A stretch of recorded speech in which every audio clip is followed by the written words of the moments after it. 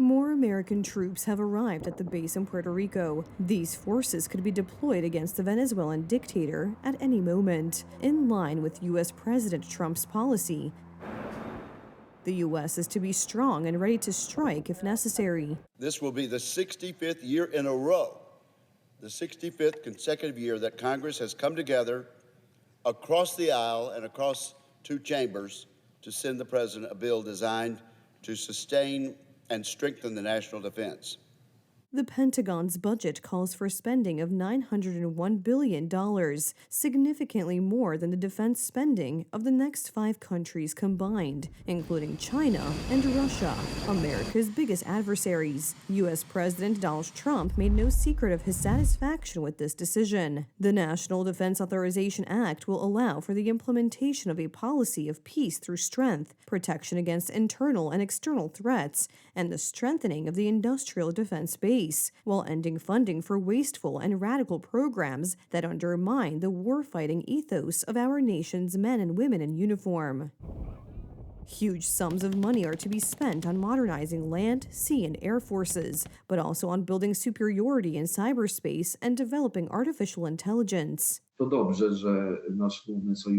is good that our biggest ally, the U.S., is spending a lot on armaments. This is beneficial for Poland. It would be disadvantageous to withdraw large American contingents, especially from Europe, and this budget shows that this will not happen. So in a sense, we can rest easy.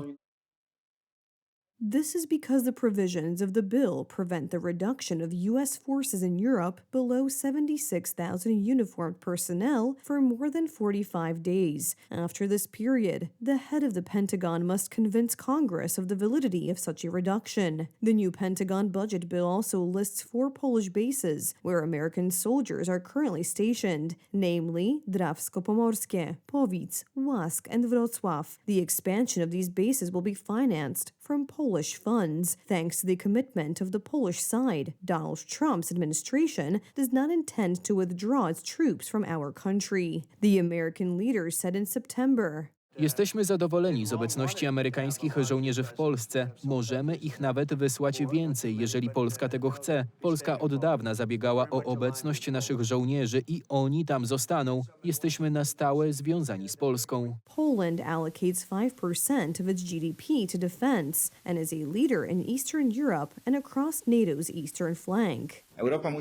Europe must follow Poland's example because it was Poland that started spending a lot on defense, especially after 2015. These were decisions made by Law and Justice, which fortunately are largely maintained today. The money is not always spent wisely, but a large part of it has been maintained, and let's hope it stays that way. The policy of increasing defense spending initiated by the United Right government is now supported even by the left, which until recently wanted to allocate these funds to kindergartens and nurseries.